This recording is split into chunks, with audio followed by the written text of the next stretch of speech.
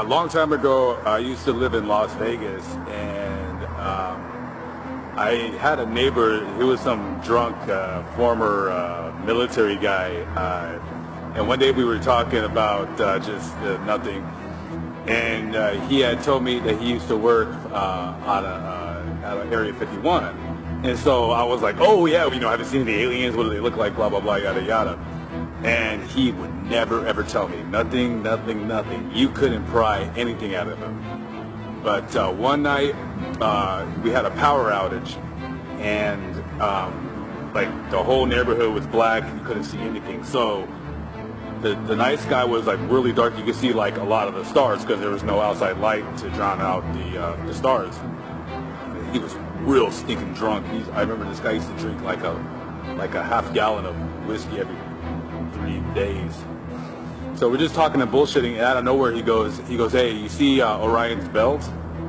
And I was like, no, I don't know what the hell it looks like. He goes, yeah, up there. He goes, you see Orion's belt? He goes, you see how you see two stars that are straight, very, very parallel to each other, and then there's a little star that's slightly adjacent and off to the left.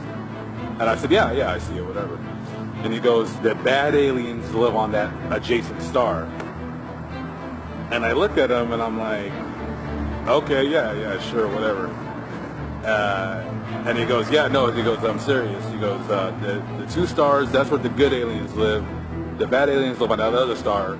And he said the good aliens look like the traditional grays that we see in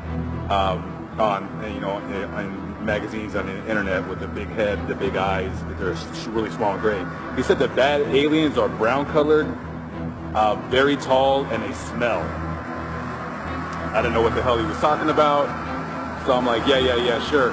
And then I'm like, because I didn't really believe in UFOs then, but he goes, I said, if there's really aliens, I said, how do their UFOs, like, how are they able to travel from that star all the way over here? Because, we're dealing with, rocket engines and stuff like that.